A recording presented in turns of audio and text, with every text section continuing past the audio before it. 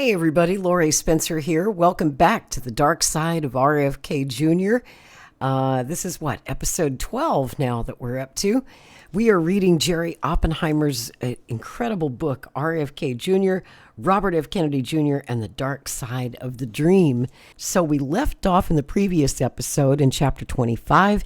If you're reading along with me in the hardcover edition, we're diving in today on page 257. In his new life, now clean from drugs, Bobby was assigned to perform his community service under the auspices of the prominent Sports Illustrated writer Robert Boyle, the activist founder of the Hudson River Fishermen's Association, later to be known as Riverkeeper, who believed in science and the law and was convinced that the environment would never be safe if it was left up to governments.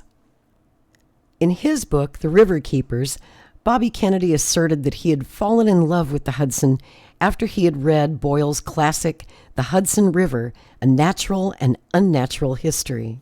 He also hearkened back to his school days in the Hudson Valley when he was at Millbrook, the first boarding school from which he had been expelled for drugs and bad behavior, stating that he had always loved the area. He also noted he had fallen easily into life in Mount Kisco, a quaint, upscale commuter village some 40 miles north of New York City and not far from the Hudson. There, with his low-key wife, Emily, and their 2 children, he bought a Kennedy-esque estate and threw big parties and social events, shades of Hickory Hill in Westchester County. The area was home to many celebrities, among them Martha Stewart, Chevy Chase, Ralph Lauren, and for a time, in neighboring Bedford, the co-founder of Alcoholics Anonymous. The Kennedy scion was yet another celebrity in the neighborhood. It had all sounded so idyllic. But Robert Boyle, who had taken Bobby in to his Hudson River Fishermen's Association, didn't have such positive memories of the recovering drug addict. At age 86 in 2014, but still outspoken and vigorous, the environmental activist declared, "I think he's a despicable person. I have no interest in Mr. Kennedy. I started the organization and he went to work for us. The National Resources Defense Council, which was another environmental group, parked him with us when he had to do public service for his drug problem. It wasn't my idea." Still, Robert Boyle took a fatherly and sympathetic approach at first. He recalled telling Bobby, "You can put your past behind you and find a new life. A lot of people go through addiction, but the Hudson River is your salvation, if you will, from the horrible life you have led. You can seek a new life through the river and through ecology." Bobby listened and learned. Looking back, Boyle said, "I'm regarded by some as his mentor. God forbid that I sat on that egg and let it hatch." For a time, however, everything was copacetic between them. Occasionally, early in their working relationship, Boyle had dinner at the Kennedys and got to meet Emily, whom he found to be, quote, very quiet, which was the consensus of most everyone who got to know her. Still later, he got to meet Bobby's second wife, Mary Richardson Kennedy, and found her to be seemingly admiring of Bobby and very close to him. I didn't see any disruption. However, he also began hearing chatter about Bobby's fooling around with other women. I heard things, but I paid no attention to it. I never thought of it in terms of problems for the organization. In the Riverkeepers, Bobby said one of his first projects was helping in transforming a group of farmhouses into a scientific field station for the study and protection of the Hudson River to be used by Boyle's organization. But, according to Boyle, all he did was to move furniture and hang pictures during the initial time, and that was the sole thing of it. As time passed, Boyle began to see a change in Bobby, who was there at first mainly to fulfill his community service, and who had acted very morose and surly for the first year or so. He'd just sit in a chair and sulk, and when we'd go out to lunch, he'd be rude to the waitress. But when that attitude passed, he had become more and more dominant and assertive, said Boyle. In late May 1985, about a year after joining Boyle's organization, 31-year-old Bobby had finally been admitted to the New York State Bar after a review by the Committee on Character and Fitness of the Appellate Division of the New York State Supreme Court. His probation had ended a year early in March 1985. The committee's interviewer told the New York Times, for a story headlined, "A Quiet Victory for Robert F. Kennedy Jr., that Bobby had, quote, impressed me as a person of considerable integrity, a person who is intellectually acute and unusually modest. I unreservedly approved him." Regarding Bobby's drug addiction, he stated, "He has decisively overcome that problem." After years of drifting and drugs, Bobby, in his early 30s, had finally begun to see a glorious future for himself in the environmental field, one that was growing in popularity and influence. After all, he had always liked birds and bugs and little animals. He saw himself as a natural with nature, and it didn't hurt that he had the Platinum Kennedy moniker, an eventual advanced degree in environmental law, and a background of power and privilege.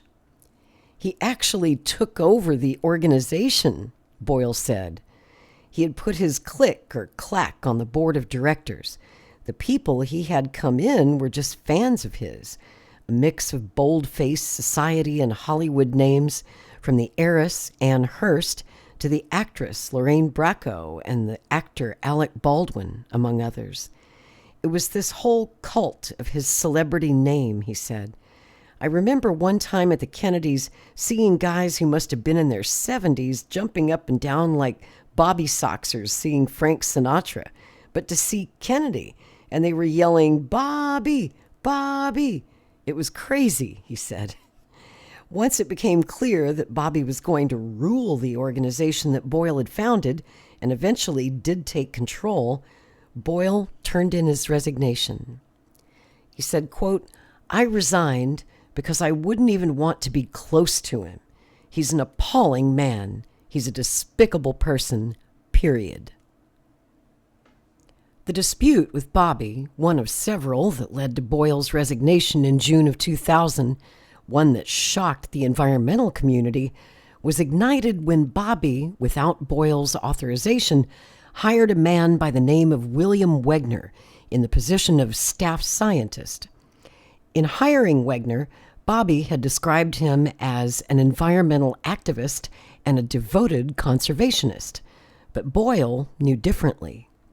Wegner, a master falconer like Bobby with a master's degree in biology, had spent almost a decade smuggling cockatoo eggs, hatching these beautiful and costly birds and selling them for as much as $12,500 each. In 1994, he and 5 of his co-conspirators were indicted. Moreover, Wegner had pleaded guilty to conspiracy to violate a few different wildlife protection laws.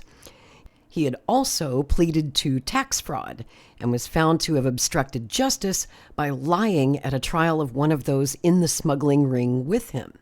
One of them was his girlfriend, who had been identified as the animal keeper at Hugh Hefner's Playboy Mansion.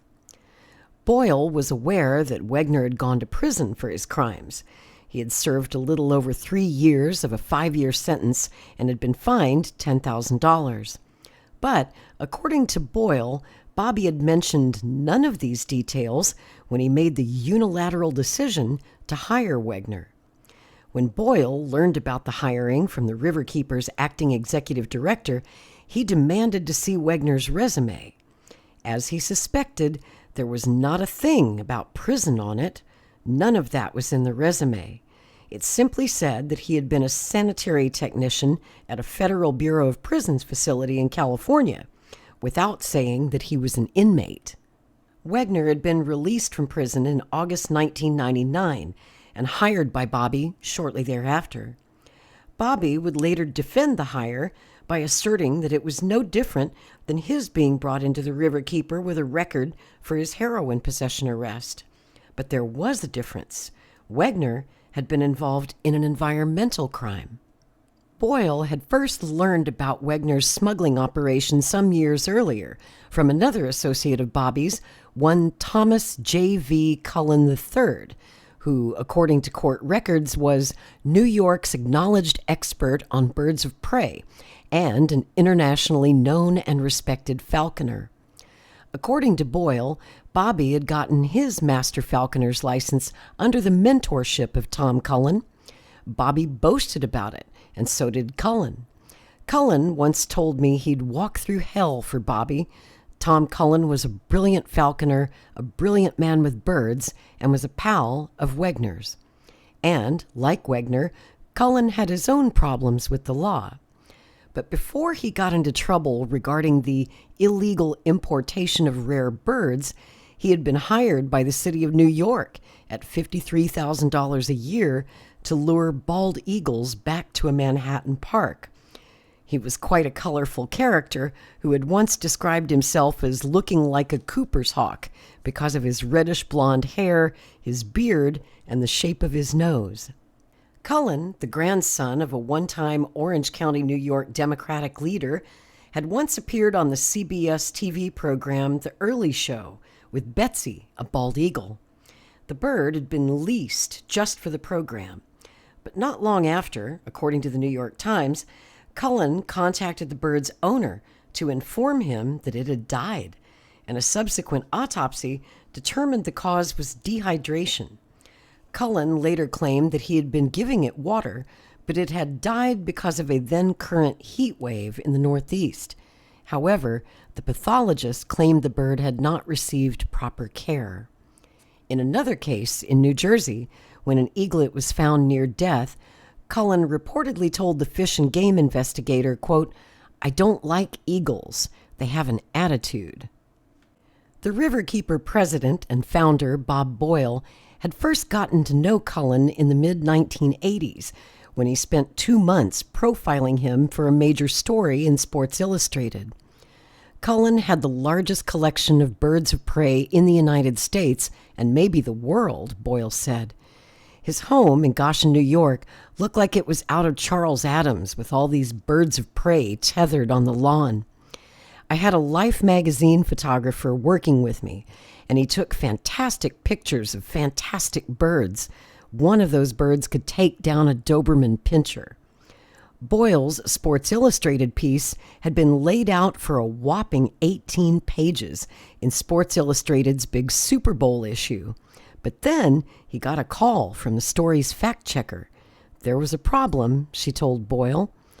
She said she had learned that he was arrested in Western Australia for using a hatchet while up in a tree to extract cockatoo eggs in a nature preserve, he said.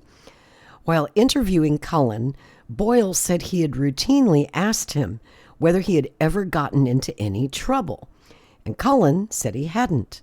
Boyle had taken him at his word. But after the researcher turned up problems, Boyle went to the managing editor and told him, "The son of a bitch lied to me." We killed the story. Shortly after that, the U.S. Fish and Wildlife seized all of Cullen's birds. What I found was some in the falconry circles, like Wegner and Cullen, just do what they want to do. In October 2004, Cullen was charged with filing false statements to the Wildlife Service relating to birds of prey, known as black sparrowhawks, and in January 2005, he was charged with importing the birds in violation of the Wild Bird Act, and was also charged with importing into the United States a number of falcons in violation of the act. He went to trial in 2005. Cullen was convicted, but acquitted on one charge regarding the importation of the falcons. In early 2006, he was sentenced to 4 months in prison, 3 years of supervised release, a $1,000 fine, and a special assessment of $200. He appealed to the U.S. Court of Appeals in February 2006, but his conviction was affirmed. After hearing testimony about Cullen's environmental misdeeds, the trial court was surprised when the chief character witness for the defendant turned out to be America's #1 defender of the environment, Robert F. Kennedy Jr. To see Bobby on the witness stand, however, didn't come as much of a surprise to Wayne Hall, a veteran reporter who had covered the Cullen trial. An ardent bird watcher, Hall personally knew both the defendant and his character witness. Quote, Bobby and Cullen had known each other quite a long time, so that's why Bobby thought he could speak in Cullen's defense, said Hall. Bobby and Cullen had very close ties. Bobby was somebody who had worked with Cullen in falconry. They were friends and fellow falconers. A reporter for the Times-Herald-Record, a daily that covered the northwest suburbs of New York City, Hall had personally known Bobby since the 1980s, when they had become rather friendly as fellow birders, and the journalist had also gotten to know Cullen while writing articles about hawks. In the past, Hall had wondered why, aside from their mutual interest in falcons, Bobby would have the convicted environmentalist as a friend.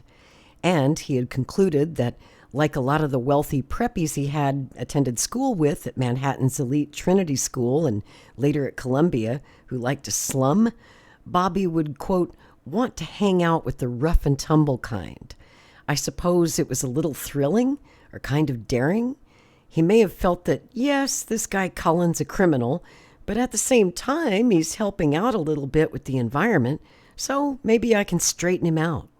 There is that with Bobby. He's a bit of a crusader, living dangerously, but also with a mission. He's a rebel, and that's been his scene throughout his entire life. He's a rebel, but with a cause. Bobby, who had been mentored by Cullen as a licensed falconer, had quietly started marketing his falconer art and experience in an eBay auction scheduled during the fall 2014 falconry season that was to benefit the Waterkeeper Alliance. The website even had included a YouTube video and a photograph of the Kennedy heir holding one of his birds. According to the auction listing, it read, "The winner and a guest will spend a weekend afternoon with Robert F. Kennedy Jr., Master Falconer and President of Waterkeeper Alliance, learning the basics of an 8,000-year-old sport at the hands of a true expert. An afternoon of falconry will take place in New York State and include lunch." That's kind of interesting because during Kennedy's presidential campaign this past year, he was often auctioning off, raffling off these trips for his supporters. You know, if you made a big donation, whoever made the biggest donation got to hang out and go falconing with RFK Jr. So that's something he's been doing for many, many years, as it turns out. Chapter 26, Environmental War. When Bob Boyle learned that Bobby, without having the authority, had hired Tom Cullen's friend, the recently released from prison cockatoo smuggler William Wegner, as a staff scientist, he was furious. By then, Bobby had the title of Riverkeeper's chief prosecuting attorney. Moreover, he had founded Pace University's Environmental Litigation Clinic, which often sued New York City over water pollution issues. Bobby had been building an impressive resume for himself and establishing a power base. When Boyle demanded that Bobby fire Wegner, Bobby refused. Even more upsetting for Boyle was the fact that he had already arranged for a small group of distinguished scientists to be a part of the Riverkeeper organization. In early December 1999, shortly after he learned of Wegner's hiring, Boyle sent a letter to the board members with a sense of sadness, even with reluctance, regarding the hiring of Wegner and Bobby's behavior in general, which included, quote, disparaging and insulting remarks that he had made to me and undoubtedly to others. He wrote that Bobby's, quote, barrage of unfounded, unwarranted criticism had taken away from the time and effort that should be spent on the river, now facing the threat of reindustrialization. It created division within the board. Boyle further stated in his letter that for more than a year, quote, Bobby's language and behavior has been so uncooperative, so uncollegial, so ill-mannered, so destructive, and frankly, so off the wall that this month he hired, to use his words, a, quote, environmental activist and a devoted conservationist to work as a scientist on the watershed for Riverkeeper, but by reputation, Wegner is no stranger to me. Boyle went on to tell the board about Wegner and Cullen's checkered history. Boyle wasn't the only critic who derided Bobby for his behavior. In a story about the Kennedy-Boyle dispute, the New York Times quoted George Rodenhausen, legal counsel to Putnam County, New York, who had been involved with Bobby during a watershed negotiation, as asserting, quote, "I think he separates himself from good science at times in order to aggressively pursue an issue and win." That's interesting, isn't it? Because that's what Bobby's critics have said about him a lot lately during the Senate confirmation process and through the years about his anti-vaccine advocacy, is that there's good science out there, but Bobby simply ignores it. That's what his critics say. A former Putnam County legislator, James Gordon, who was a colleague of Rodenhausen, remarked that Bobby, quote, had a nasty tendency to deride or insult anybody he thought was not on his side. A board of directors meeting regarding the retention of Wegner, what Boyle called the showdown meeting, was set for June 2000. In preparation, he had sent another letter to the members, replete with a stack of documents about the Wegner case. But Boyle saw that Bobby was in control. Quote, "He was leading the rallying cry. They wanted to shout me down at the meeting. Someone said, 'Secret ballot.' I said we'd never had a secret ballot. Bobby had a lawyer come in and say that any director who voted against hiring Wegner could be sued by Wegner. That was complete bullshit, according to an outside opinion I had from a law firm. I told the board, 'Would you hire a child molester to run a nursery school?' But Bobby won. The vote was 13 in favor of retaining Wegner, 8 against. Boyle, the organization's founder and Bobby's mentor, immediately quit, as did the 8 board members who had voted against Wegner's retention. Quote, "I got out of Riverkeeper. They asked me back twice, at least twice, maybe 3 times, but I wouldn't go near them because Kennedy's there. They are all dominated by him. It's whatever Bobby wants." Asked whether he thought Bobby's support of Wegner was simply a power play or whether there was a quid pro quo involved or something more diabolical, Boyle claimed he didn't know the answer.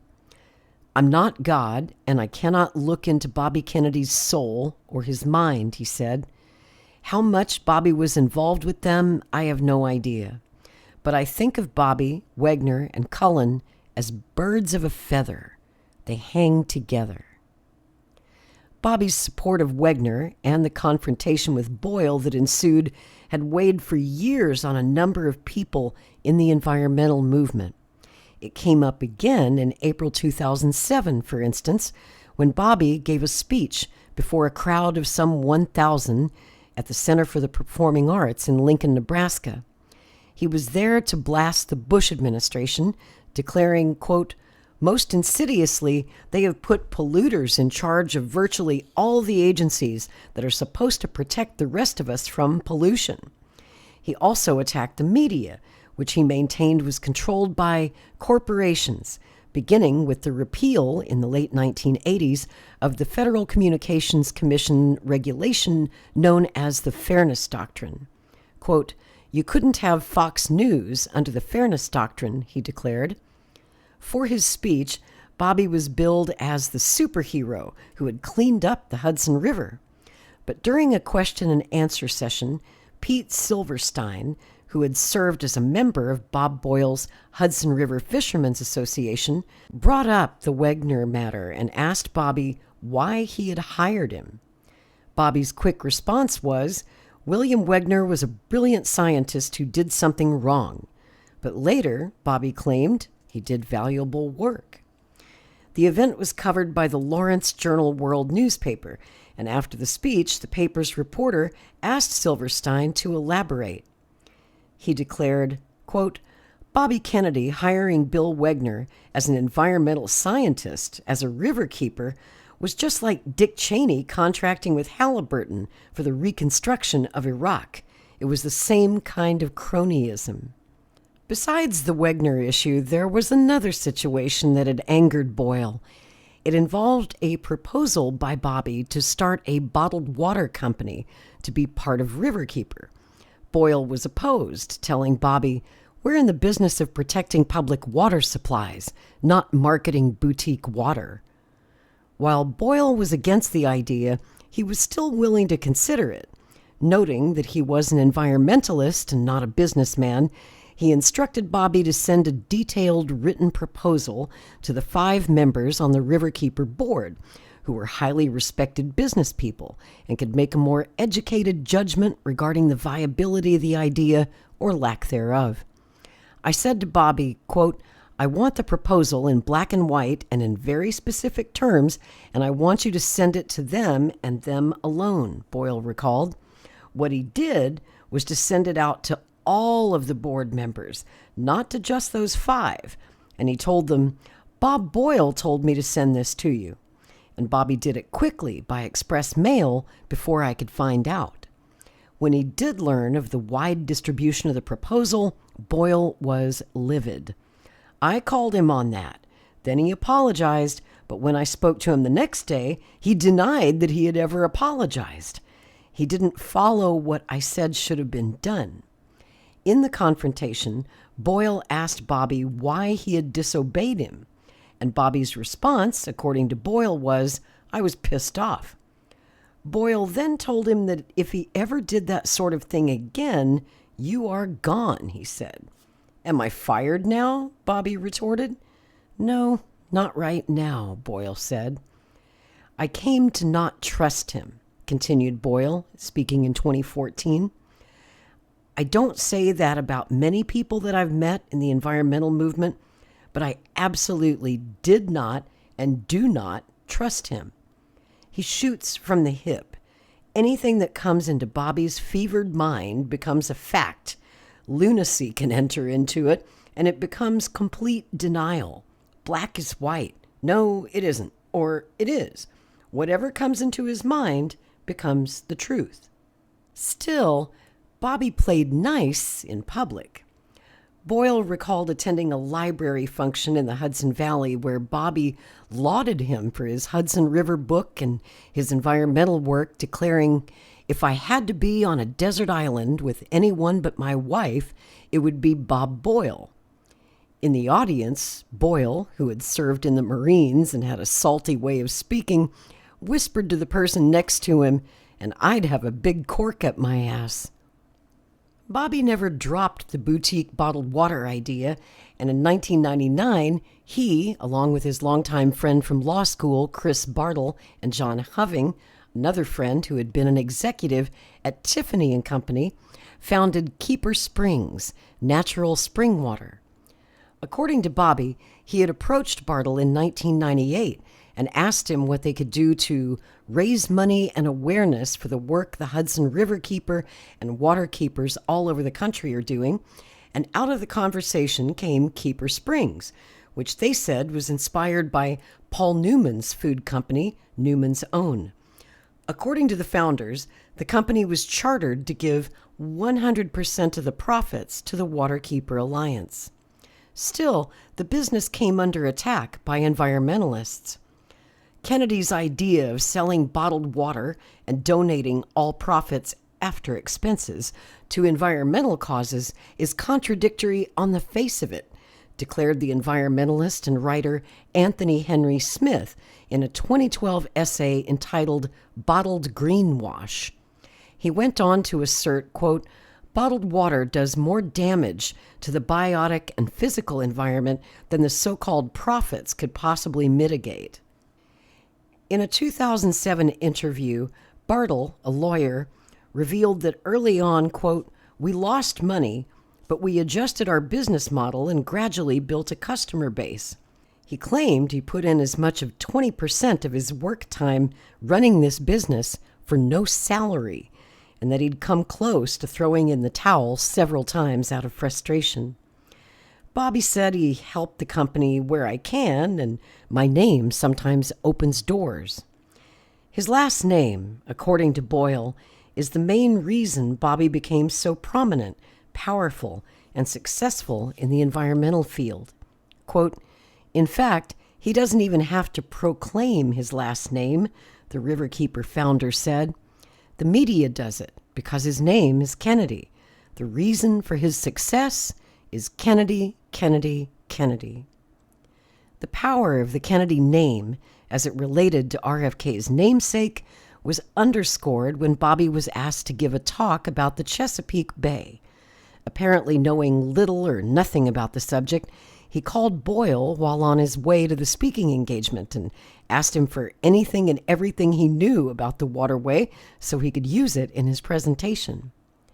Later, in conversation with Boyle and another respected environmentalist, Bobby made mention of the speech, and the environmentalist asked him whether he had gotten a fee.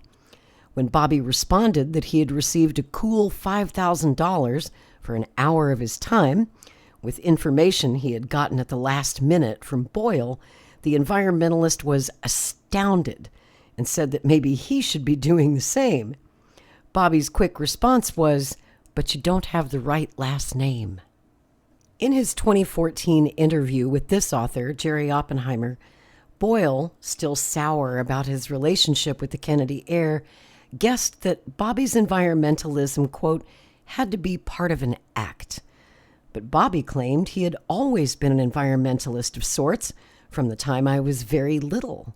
He boasted that when he was 10, he had actually written a book about pollution and noted, quote, "A certain uncle of mine got me an interview with Stuart Udall, the Secretary of the Interior. I brought a tape recorder and asked him a lot of questions."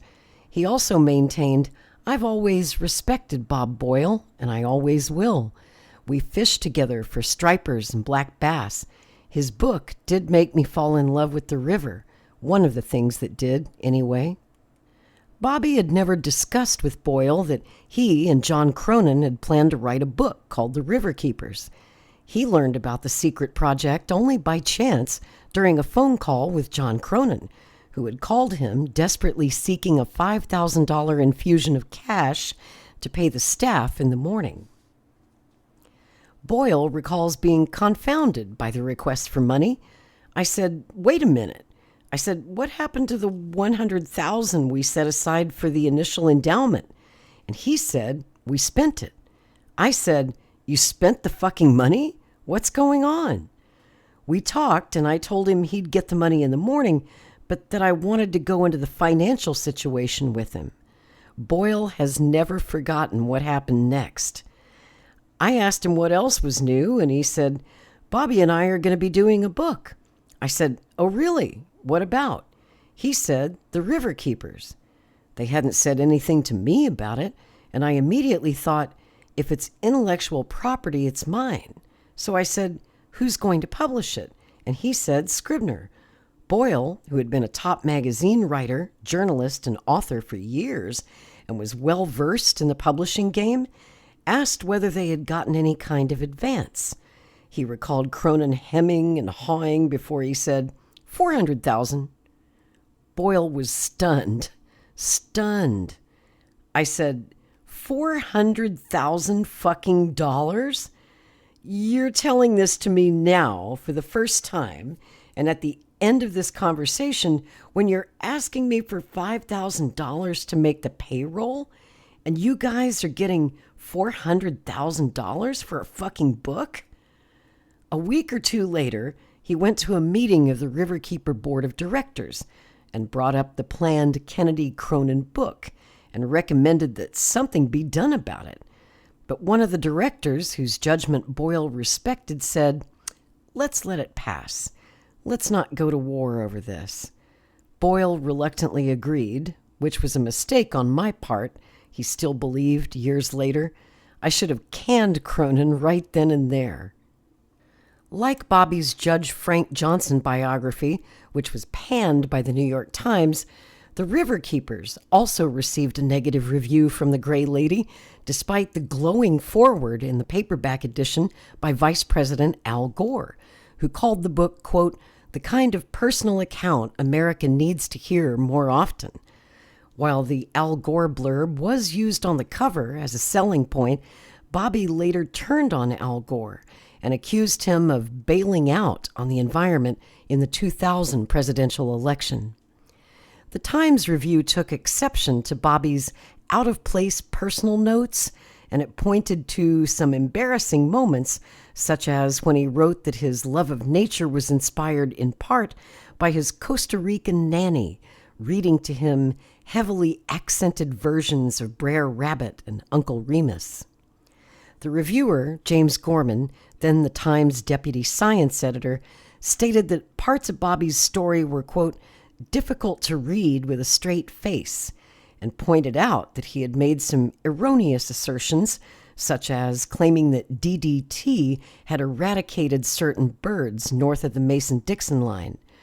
Gorman charged that that was untrue. Certain birds had been damaged, but not eradicated, he pointed out. This is not a trivial mistake, he noted. The environment is Kennedy's claimed field of expertise, after all, and the DDT disaster is a famous one. Gorman also took exception to Bobby's boastfulness regarding his other writing endeavors, which included penning op-ed pieces for the Times, and his powerful media connections, calling his mentioning of them tedious. Quote, no doubt gaining press coverage is an important tactic, the critic wrote, but it is treated as an achievement in itself. And of course, the heroes, again, are the authors.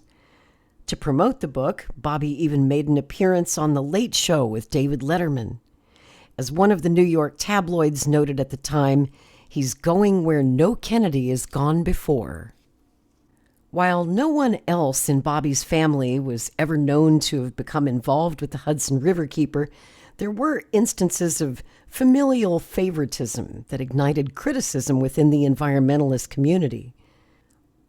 Dan Backer, a member of the Riverkeeper organization headquartered in Humboldt County, California, was furious, for instance, when he learned in 2010 that the Hudson Riverkeeper planned to honor Arnold Schwarzenegger, the husband of Bobby's cousin Maria Shriver, for his environmental advocacy.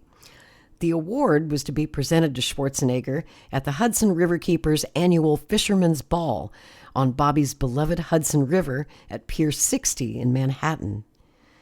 Baker, a journalist and environmentalist, called Schwarzenegger, quote, the worst governor for fish and the environment in California's history. Honoring the then governor and Terminator star, quote, is as absurd as Henry Kissinger receiving the Nobel Peace Prize, Baker said in a blog.